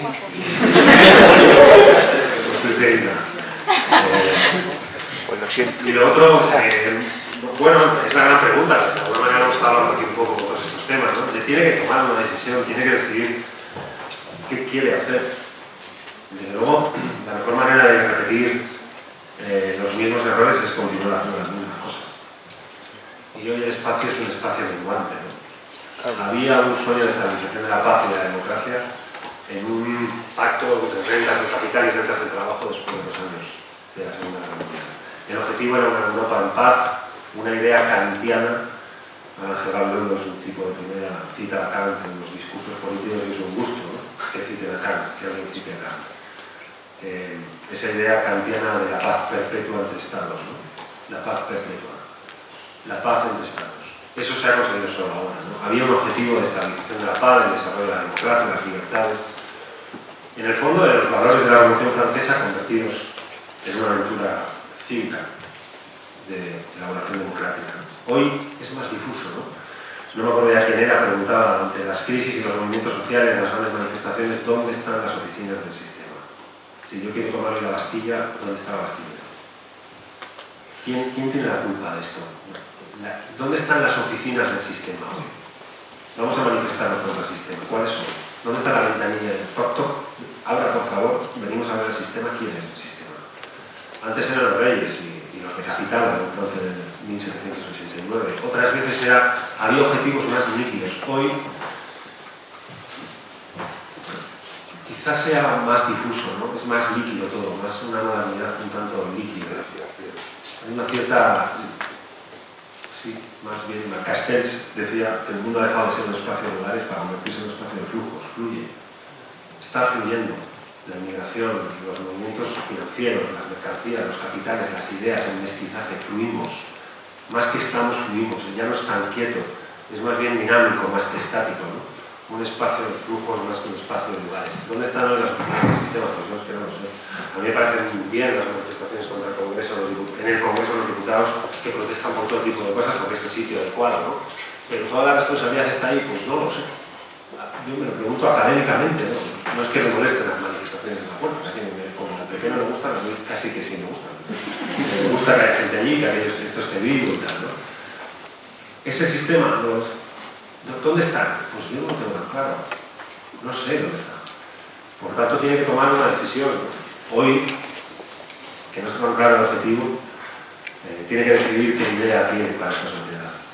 Europa no puede ser un espacio habitado por el miedo, donde, como en el viejo manifiesto comunista, asistamos de nuevo a esta idea de que un fantasma recorre Europa, ¿no? Si hay un fantasma recorriendo Europa hoy es nuestro miedo, nuestra búsqueda de nuevo de un quiénes somos depurado, puro, de una frontera nacional, de una renacionalización como respuesta ante preguntas que son globales o globalizadas, una Europa que acepta, una socialdemocracia europea que acepta un debate sobre el recorte de gasto público. Ya es que las tres palabras me vienen mal, recorte, gasto público, que no acepta y no tiene una capacidad para incorporar un debate serio sobre el modelo de generación de riqueza, ¿no? Que solo ha sido capaz de destacar en la distribución de los recaudados, ¿no? Vótennos porque distribuimos mejor que nadie. Y cuando no hay nada que distribuir, ¿a ustedes a qué se dedican? Pues a nada. Normalmente cuando no hay nada que distribuir, los partidos de izquierda, y que Syriza tenga cuidado ahí, salen del gobierno. ¿Por qué? Porque hay que estudiar la manera en la que la socialdemocracia se diferencia de otro tipo de comportamiento económico en la generación de riqueza, no solo en la redistribución de la riqueza, sino en mecanismos de predistribución, de generación de condiciones en la economía de mercado, como la primera, en términos orientados a la competitividad de la economía. Que el talento que esta sociedad tiene, que Europa tiene, que España tiene, produzca más riqueza y mejor. ¿Sabemos hacer eso? Como no sepamos, nos vamos. Se acabó. Los movimientos liberales cumplieron con su etapa histórica, clavaron la democracia tras la Segunda Guerra Mundial, la habían teorizado durante 100 años, la estabilizaron, dejaron eso como conclusión repercusión histórica y se fueron. Hoy solo hay un par de partidos jugando un papel relativamente determinante en Europa. Uno que está coalescado con Cameron en el Reino Unido y algún otro partido por ahí, con un espacio de pensamiento liberal, político, jugando un papel relativamente menor dentro del mapa del conjunto de Europa, ¿no? La socialdemocracia tiene que tomar una decisión. Y esa es la gran pregunta, ¿no? ¿Lo está haciendo? Yo a veces digo, escucho a Valls, escucho a compañeros del partido de Alemania, del SPD, escucho a Renzi y no dudo, porque sé que no. Así que creo que hay un debate para hacer y o no para lo hacer o se lo hará. ¿Había levantado usted la mano? Sí. Buenas tardes. En su brillante charla, el tema omnipresente parece haber sido el miedo. Miedo a que se rompa la paz entre Estados, el miedo al inmigrante, el miedo al vecino, el miedo a que las llamadas primaveras árabes exploten más allá. Y entonces mi pregunta es la siguiente al respecto. ¿Qué credibilidad le merece el pensamiento que han tenido recientemente intelectuales como el fallecido Günter Grass sobre que podríamos, si esto se sale de madre, a la larga encaminarnos, digamos, 5 o 7 años a una tercera gran guerra?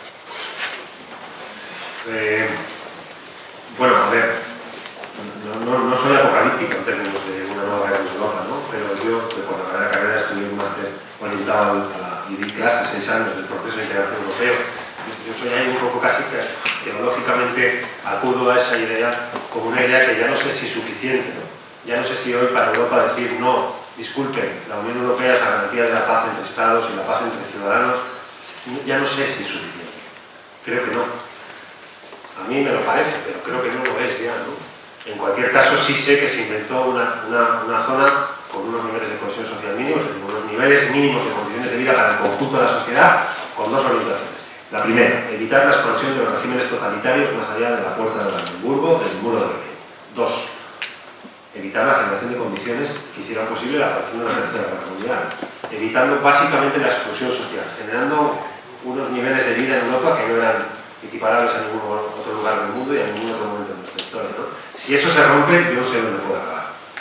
Pero a mí me ha resultado helador, y lo he repetido en todos los lados en los que he estado, que es un aviso a navegantes que un país que perdió, lo he dicho antes, un 10% de su población luchando contra Hitler, que es Grecia en la Segunda Guerra Mundial, haya tenido el número de votos que ha tenido un partido que reivindica la figura de Hitler, que se define como tal, y que ha gritado Hitler en el hemiciclo del Parlamento de Atenas. Es brutal. Brutal. Francia, que con la línea Maginot y todo este lío, entró rápido Hitler en ese país, ¿no? En la Segunda Guerra Mundial. Pero perdió un ingente número de, mayoritariamente hombres, en la Segunda Guerra Mundial.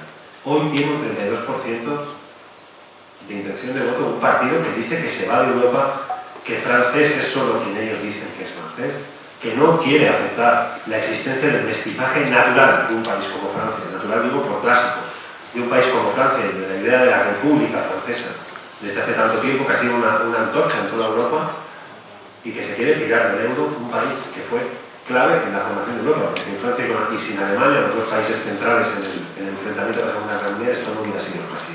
A mí me resulta error. Por tanto, no sé, no creo que estemos en vistas de guerras bélicas del volumen que tuvo la Segunda Guerra Mundial, como anunciaba Günter Grass, quizá impregnado de su experiencia histórica de una Alemania en la que vivió su infancia y le pagó un precio, como todos estos intelectuales centroeuropeos, especialmente alemanes, elevadísimo, siempre identitariamente en tránsito, siempre viajando, siempre huyendo, de alguna manera. No sé si estamos tanto ahí, pero que corre peligro la idea de una Europa tal y como la hemos concebido, sí. Sí, si no, somos capaces de construir un mecanismo defensivo de una idea de Europa que nos dote de instrumentos para combatir contra una crisis como esta, que volverá a venir, tardará 7, 8, 15 años, pero volverá a venir, con países muy endeudados, con países muy expuestos a la actividad de la economía financiera, si es que lo regulan, con tasas muy elevadas de desempleo en el conjunto de la Unión Europea, con 60-70 millones de personas que van a vivir en exclusión social, con contradicciones en sus fronteras. Somos incapaces de interpretar bien qué está pasando en el norte de África. Somos incapaces de qué está pasando en Centro Europa. ¿Qué pasa con la crisis energética?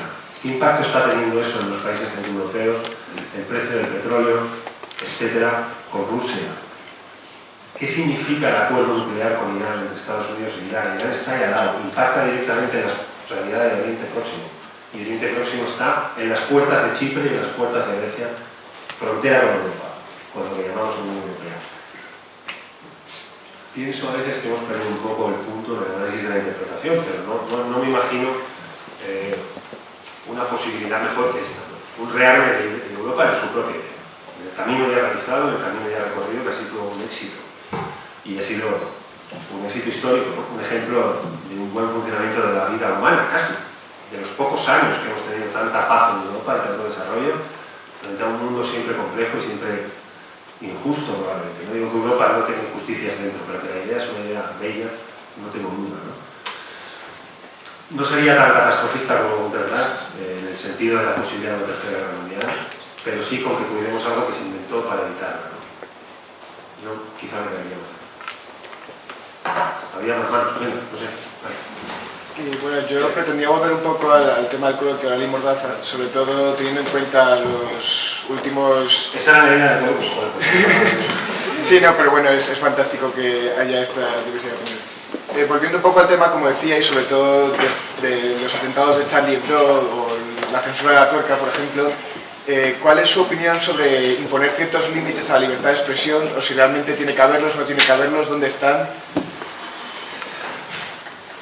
Solo veo uno. El derecho al honor del de enfrente. Creo que termina ahí. Del de enfrente. No de su idea de Dios, sino de él. O sea, que tu derecho al honor limita con el derecho a la libertad de expresión. Y viceversa. Pero no creo que nadie tenga el patrimonio de la idea intocable de un Dios intocable. Armenio. Creo que es el ser humano que es intocable. El hombre y la mujer. Normalmente los que defienden una idea pura de Dios defienden una privatización completa de la vida ajena humana. Es curiosísimo. Normalmente la moral privada de unos pocos pretende definir el espacio público. Es justo al revés. Por tanto, bueno, yo lo único intocable que veo es, quizá por una educación humanista o lo que sé, es la vida humana. Y ahí está tu dignidad y mi opinión. Yo no puedo ponerte a parir, meterme en tu vida privada, mentir sobre ti, atacar tu dignidad, por ejemplo, en un periódico, porque a ti te existen una serie de derechos y a mí una serie de obligaciones. ¿Cuál es? La primera, la de respetarte a ti. Ideas de Dios, caricaturas de Mahoma, tal. El día que este país se ponga a prohibir todo eso, la expresión de todo eso, pues me parece que se está faltando el respeto. Este país, digo, este continente, se está faltando el respeto a su propia idea constituyente, ¿no? O sea, la clave está, en mi opinión, en la defensa de la libertad de expresión. No de aceptar que el más idiota de la clase proponga recortarla por miedo en aras de la seguridad. En el viejo debate de la libertad y la seguridad, que es un clásico en política y en la universidad, siempre pierde la libertad. Siempre. Y nos hablan de que en detrimento de la libertad vamos a alcanzar unas cotas de seguridad que son falsas.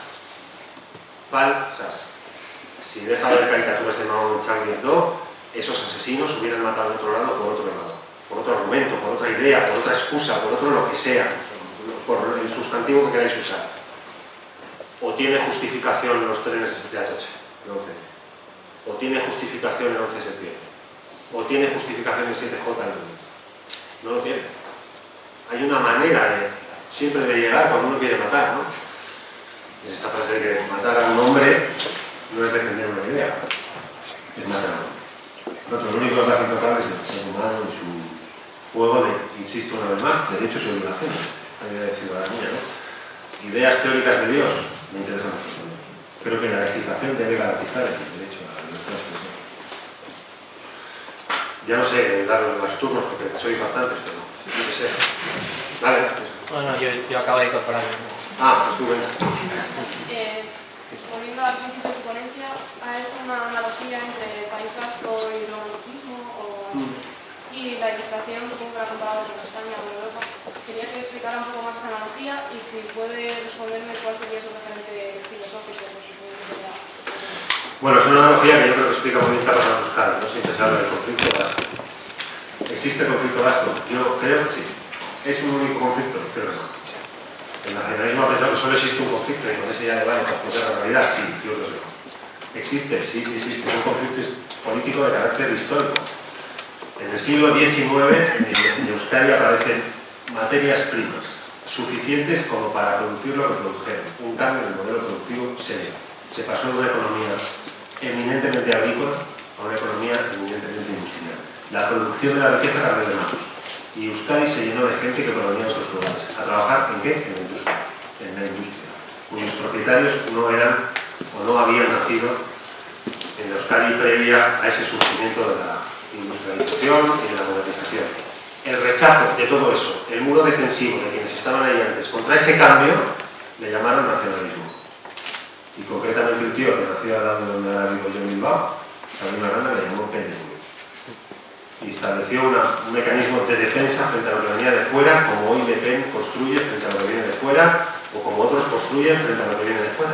Es fácil decir quién soy a través de quién es el de frente. Y el choque de esas dos realidades, una defensa romántica de una idea de pueblo mitificada que necesitaba de la idea de Dios, chocó en defensa, se defendió frente a un cambio que pasó de los pueblos a las ciudades, que empezó a trabajar en términos industriales y en términos productivos la generación de riqueza, que trajo mano de obra con diferentes lenguajes, diferentes colores de piel, diferentes ideas, diferentes dioses, a vivir en el mismo territorio. La competencia por el control del territorio significó el origen del conflicto vasco. Decía Goya en ese grabado fantástico, el sueño de la razón produce monstruos. Y uno de los monstruos, cuando la razón Euskadi se quedó dormida, se llamó ETA. Uno de ellos, hubo más, pero uno se llamó ETA. Se llevó a 800 personas a los barrios y que atentó y tocó de forma directa o indirecta casi 10.000 personas. Una de ellas, Tomás y Valiente, eran una de estas armas. Ese choque entre romanticismo e ilustración, la razón humana frente al sentimiento. Me siento vasco frente a me pienso un ciudadano. O sea, no voy a tirar ahí una biblioteca personal, pero Pablo Iglesias llamaba a los obreros a votar. Pablo Iglesias en el año 1910 llamaba a los obreros a votar con la cabeza. Hizo a votar con la fuerza de las ideas. Carlos Rovira llamaba a los catalanes a votar con el corazón. El corazón y la cabeza, la razón y la pasión. Un poco el día y la noche, los sentimientos y los pensamientos, combatiendo, compitiendo, produciendo un hilo histórico. Ese es el origen del conflicto vasco, ¿no? Y el romanticismo también me gusta mucho leer a Víctor Hugo y me pasa bien. Me interesa solo desde una perspectiva artística, no desde una perspectiva política, ¿no? Ya sé que leer a Víctor Hugo escuchando a Bach o alguno a esta de la Valquiria de Wagner o en una cabanita de madera y con una chimenea mola, pero a mí me gusta más salir fuera cuando organizo. Me gusta más sentir un poco más las contradicciones de la razón, me encuentro más cómodo, ¿no? Y hay un choque de ilustración y romanticismo, de racionalismo y romanticismo, ¿no? Un cambio y una resistencia al cambio, que produjeron un hilo de historia, ¿no? Y se acordaba hasta hoy, ¿no? Bueno, mi abuela, que me quiere, en principio, me decía al niño, elige, no se puede ser vasco y español al mismo tiempo. Yo con 6 años, flipando. ¿Cómo? Que no se puede ser, claro. Hay gente que ha buscado muy rápido una manera de explicarse cómo ser vasco y cómo ser español. Yo me conformo con algunos días, con llegar a ser Eduardo Molina, que hay días que hasta la costa. Así que con eso me cambio.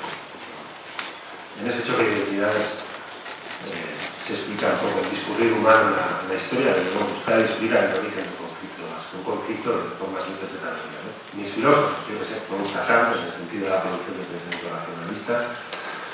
Supongo que el origen de mi manera de interpretar el socialismo y la socialdemocracia está en Hegel, esa placenta de Marx, el significado de la dialéctica. Si tengo que elegir un referente histórico de la socialdemocracia es Herbert Bernstein, que dijo al movimiento obrero, tuvo el valor de sentarse en un pequeño piso en Londres delante de Engels y le dijo: no, te equivocas, creo en la propiedad privada y tú no, y creo en la diversidad de las sociedades, no creo en la dictadura del proletariado, que está detrás del gran hecho histórico relevante en España, por el cual yo soy socialista, que el PSOE no formó parte de la Tercera Internacional, que mandó 4 o 5 semanas en tren a un tal Fernando de los Ríos, que llevó 8 polvo, se sentó delante de Lenin y le dijo: no vamos a formar parte de la Tercera Internacional. por aquella de la idea de la libertad. Y Lenin me dijo a Fernando Ríos, ¿libertad para qué? Y Fernando Ríos dijo, libertad para servir. Y con ese argumento no vamos a formar parte de una internacional que pretende una dictadura del proletariado. Creemos en la diversidad y creemos en que si tú tienes una casa, esa casa es tuya, en la propiedad privada. Y de más reciente creación no podría explicar casi nada si no fuera de Frankfurt y especialmente si no dejara más. Que a mí creo que en esa Euskadi clara, si me viene muy arriba, me salgo un poco la vida. Más. Sí, vamos a terminar ya con las dos últimas intervenciones, que creo que tu tiempo se termina ya. Entonces, ¿quién tiene alguna pregunta? Pues tú, Ángela, y alguien más, pues tú mismo, quien quiera. Nos juntamos varias, si queréis igual. Sí, bueno, si queda una rápida, pues terminamos ya con las últimas intervenciones. Nadie más quería palabra, ¿no? Vale, juntamos en plan. También iba a dar referencia a la libertad del flujo de capitales. Tú hablas de que hay que meterles mano y bueno, que tiene que haber ciertas reglas del juego, pero ¿cómo metes mano a eso? O sea, ¿va a meterle mano China? Porque si no lo hacemos todos a la vez, se van a ir todos a China. ¿Cómo? Pues a mí me parece estupendo, no sé cómo. Está bien. Más, pero juntamos. Dale. ¿Yo? Tú. Bueno, la mía no tiene nada que ver, es muy personal y si no quieres no la respondes, pero bueno. Para muchos ha sido la promesa del socialismo en España, para muchos seguramente lo sigue siendo también. Y bueno, me ha dado un poco la impresión tu charla que tu futuro profesional, a lo mejor como político, pasa a un punto más contemplativo, de análisis. Ha sido un placer escucharte y estoy 95% de acuerdo contigo y me lo paso muy bien escuchándote, pero me gustaba cuando hacías también. Entonces, quería saber si tienes... has dicho de tu carrera política, pues, en lo que aspiraciones de la Secretaría tal se ha acabado, no existen más comentarios respecto a las primarias, pero un poco qué va a ser Eduardo Marina de aquí a partir de ahora, cuál es tu proyecto político, quién vas a ser en el PSOE y bueno. Venga, juntamos. Y la última ya, que es la...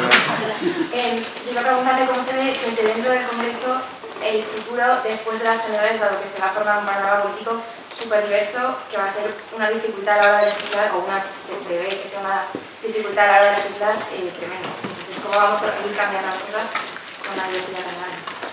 ¿Algo más o qué? Yo tengo una pregunta para desde la perspectiva de ciudadanía, ¿cómo se afronta el debate sobre el derecho a la autodeterminación, así en abstracto y en concreto en Cataluña y en el País Vasco? Y como compañero solo te puedo dar las gracias por lo del año pasado. Ya está, vamos a guardar más. Bueno, vamos a ver, el derecho a la autodeterminación creo que parte de una idea preconcebida que define de entrada a nosotros. Explica quién somos y nos lleva a votar en función de quiénes somos, que yo no acepto. O sea, derecho de autodeterminación en el sentido de disección. ¿Tengo que partirme por la mitad y elegir una patria? Si tengo que hacer eso, al menos déjame elegir cuáles. Porque igual mis patrias no tienen colores nacionales. Igual mi patria son banderas sociales. Igual lo que yo me emociona son banderas sociales. Igual siento que pertenezco a una época. Igual creo que tengo más que ver con un tío de Almería hoy que con un bilbaíno del siglo XV. ¿Qué es mi patria? ¿Me la vas a definir tú? Pues no la acepto. Esa definición de un nosotros, que como somos, votamos, bueno, en términos de Estado, de derechos y obligaciones, lo entiendo bien. En términos metanarrativos de nación, yo no lo acepto. Parte de una premisa que yo no juego, ni lo afirmo ni lo desmiento.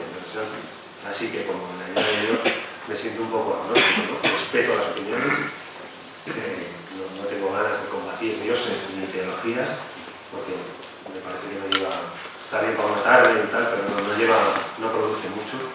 Y a quien se sienta cómodo así, creo que hay que garantizarle que va a tener un espacio para seguir sintiéndose cómodo así. Que nadie va a intentar cambiarle su idea de nación de parte, ¿no? Pero yo no acepto que me quieran diseccionar. Mi padre, por ejemplo, se siente vasco y español. ¿Qué tiene que elegir? Una patria. ¿Por qué? ¿Cuál? La de los que sienten que España es una única nación, patria pura, indivisible, y la de los que creen en el pueblo milenario, el pueblo vasco del Reino de Navarra, inalterado, no mutable, que no rozó con la contingencia. No, yo no lo acepto. Entonces, me parece que es un debate que con conduce a una vida muerta, ¿no? Lo veo más en un análisis de una vía más cívica. En cuanto a lo otro, es verdad que la regulación es global de la globalización, tienes razón, o habrá espacios vacíos, por ejemplo, los paraísos fiscales son agujeros negros del sistema mundial, que más o menos es legal, que más o menos con sus asimetrías fiscales paga impuestos, excepto los agujeros que significan los paraísos fiscales. Tenemos varios dentro de la zona europea, varios. Luxemburgo, semicamuflado, que no lo es, pero lo es. Suiza, que no está en la zona euro, pero está entre las fronteras europeas, y probablemente me dejo alguno porque Gibraltar es otro, que está ahí con la línea y con Cádiz jugando un papel para lo que está jugando en una economía claramente financiera como es la británica, especialmente en Grecia. Por tanto, sí, claro, tiene que haber una relación que sea global. En tanto que no sea global, hay que quedarse de manos cruzadas, ¿vale? Pues quedémonos de manos cruzadas, nos va a caer otra igual, como la que nos ha caído. Que se cae Grecia y echan a 600 en una planta de coches en Zaragoza. Que un tío jode, con perdón, o gestiona mal una serie de hipotecas subprimes porque Clinton, en su idea del acceso universal al crédito, lo permite a unos cuantos metros de Times Square en Nueva York, en un edificio de Lehman Brothers, y se va a la mierda 30 millones de puestos de trabajo en Europa. Sigamos mirando para otro lado, si está bien, es más cómodo, pero la realidad dice que hay un tío gestionando mal en un sistema financiero que lo permite, fondos vinculados a hipotecas subprimes en Lehman Brothers, y se van 30 millones de puestos de trabajo por su idea. En Europa, no en Times Square. Por tanto, decidamos lo que nos dé la gana decidir. Y yo no, en fin, ya sé que es muy difícil. Pero Europa en su zona monetaria puede tomar decisiones. ¿Qué menos? ¿Para qué integró una moneda? ¿Para qué? ¿No quiso gobernar económicamente esa zona monetaria integrada? ¿Por qué no? ¿Por qué justo el euro, valía lo que valía en pesetas? Porque era el doble del precio del marco alemán. Hasta el cambio fácil para los alemanes se lo dejaron. 166, con un marco en aquel momento a 83. A 83, es exacto, el banco está en Frankfurt, zona financiera principal como la City londinense en la economía alemana. Cuidado con la alemanización de Europa. Lo dejo ahí, que me parece que está detrás de una de las grandes frases de Helmut Kohl a Angela Merkel, que le dice en una cena en Berlín: vas a conseguir con los bonos lo que no consiguió con los tanques. Obviamente le dejo de hablar, que es lo que todo el mundo haría. Pero no por dejarle de hablar no deja de tener razón. La tiene. ¿Puede la Unión Europea en su zona monetaria regular una gobernanza económica de la moneda y 4 o 5 cosas del funcionamiento de los mercados financieros? Yo creo que no solo puede, sino que debe. Tasa de transacciones financieras, su relación con los paraísos fiscales, si es legal o no las entradas y salidas y a qué coste de capitales que o vienen o van de zona monetaria a paraíso fiscal o de paraíso fiscal a la zona euro, de la prohibición de especular con materias primas que van al plato de la gente más humilde, a los alimentos manufacturados, y la prohibición de la utilización de instrumentos financieros de altísima complejidad que no lo entiende casi nadie de los que contrata. Por ejemplo, en España las participaciones preferentes que se llevaron por el agujero los ahorros de mucha gente y que están detrás del mal funcionamiento de los propios sistemas financieros, de un funcionamiento mínimamente ordenado. En principio, la economía financiera se inventó para alimentar la economía productiva, para invertir en la economía productiva. En principio, hoy ya es otra cosa. Es un gran casino sin reglas y pues no sé, que volverá a explotar como ha explotado si no lo modificamos, ¿no? Entonces, al margen de China y de Estados Unidos, Europa sí puede regular a nivel europeo. Y si el ejemplo es bueno, otros países tomarán después sus decisiones, ¿no? Pero bueno, no sé, eso es una decisión compleja porque es verdad que el miedo ante los mercados financieros está ahí y se han convertido un poco en los protagonistas de esta peli de terror que hemos vivido, ¿no? Los mercados, bueno, y los que van. Pues ese debate ha habido, en mi opinión, un cierto enfoque regular. La de las primarias... no era sobre las primarias. ¿Cuál? Era sobre el futuro. Ah, sobre mi futuro. Me he dejado alguna otra. ¿Cuál era la otra? El panorama del Congreso. El panorama del Congreso. El Congreso es el recuerdo de una época que se ha ido un poco, ¿no? Este Congreso, la composición actual. Las últimas elecciones generales probablemente tienen poco que ver con las próximas, ¿no? Las encuestas dicen que hay un partido que se llama Podemos, que está entre un 21 y un 26% de intención de voto, que hay un partido que se llama Ciudadanos, que está entre un 15 y un 18%, y luego PSOE, PP, Izquierda Unida, PNV, ¿no? pero básicamente esos dos partidos van a entrar con fuerza. Yo creo que la Cámara es consciente, así en general, estoy interpretando yo la psicología de la Cámara, igual me equivoco, ¿no? Pero mi opinión es que es consciente de que va a ser muy distinta dentro de un par de años, ¿no? Mi pregunta es, ¿España va a saber absorber la cultura del pacto complejo? Porque un pacto de 170 por un lado y 6 por otro es relativamente sencillo, ¿no? Normalmente el de 6 saca mucho y el de 170 estabiliza bien el legislativo. Así ha pasado con el PSOE con Izquierda Unida, el PSOE con PNV o con CiU, el PP con CiU, así ha pasado en estos 35 años de democracia. La democracia española, la sociedad española, ¿va a absorber bien la impureza del pacto complejo? ¿O va a ser una legislatura corta que dure un año o dos? Sabrán algunos aparecer en la foto de las decisiones complejas o no? Quiero decir, un partido que no sea el del gobierno trabajará con el gobierno para sacar un presupuesto, el gobierno caerá en la primera, si vienen económicamente mandadas y el presupuesto es difícil de explicar. El gobierno sabrá atender las razones de que le dan los votos más allá de lo que las ha estado teniendo hasta ahora, me da igual de qué partido sea, me da igual qué gobierno. Yo, en cualquier caso, sé que vamos a un modelo de democracia más rico, ¿no? Más rico en el sentido más complejo, ¿no? De un funcionamiento más complejo. La Cámara lo ve sabiendo que es el recuerdo de lo que fue. Esta crisis y este tiempo histórico, todo lo que ha pasado, ha cambiado de alguna manera la sociología electoral en España y la Cámara va a ser distinta, ¿no? Mi pregunta, ¿va a saber absorber la política, la cultura del pacto rápido, a la primera? ¿O nos va a costar y vamos a ir a una legislatura fallida, ¿no? Bueno, está por ver, se queda tiempo, a mí todo cambia muy rápido, ¿no? Hace 2 meses Ciudadanos no estaban en las encuestas, hace un año Podemos estaba en el 7% y hoy está en el 25%. El PSOE estaba en el 32%, hoy está en el 20%, el PP, no sé. Todo muy volátil, cambia mucho, ¿no? Vamos a ver qué queda. Y la última, pues la verdad es que he dejado para el final la más fácil. Pero primero me gusta hablar desde mí, así que nada. Bueno, yo dije que si perdía no me presentaría y lo voy a cumplir. Y voy a acabar la legislatura. Soy diputado por Vizcaya, que es mi sitio, mi lugar, y me gusta cumplir los contratos, ¿no? De la universidad tuve que salir antes de tiempo, de la Carlos III, porque me nombraron secretario general del grupo, lo tuve que dejar a medias y no me gustó mucho. Y lo tuve que dejar a medias. Esto no lo quiero dejar a medias, quiero acabar la legislatura, termine, no sé cuándo va a convocar Rajoy, si en noviembre dicen que fuera el año que viene, dicen que se quiere de este, en serio, de todo, ¿no? Culminaré la legislatura, ¿no? A partir de ahí, pues he estado por escribir. La cultura del partido del PSOE es una cultura primaria, de elección por vía de voto directo, desde el último congreso al menos y desde la última conferencia. Y se tendrá que celebrar, que trae el futuro y qué decisiones toma el partido, ¿no? En función de las decisiones que toma el partido, posiblemente puede ser las mías. Y es que hasta ahí puedo ver porque juro que no sé más. Ha sido un año estupendo, después de un año difícil, el anterior. Y tampoco quiero acostumbrarme, pero el caso es que bueno, ha cambiado mucho todo, así que como que va a seguir cambiando, pues ya veremos. En cualquier caso, te agradezco para, yo que sé, gracias a todos y gracias por invitarme.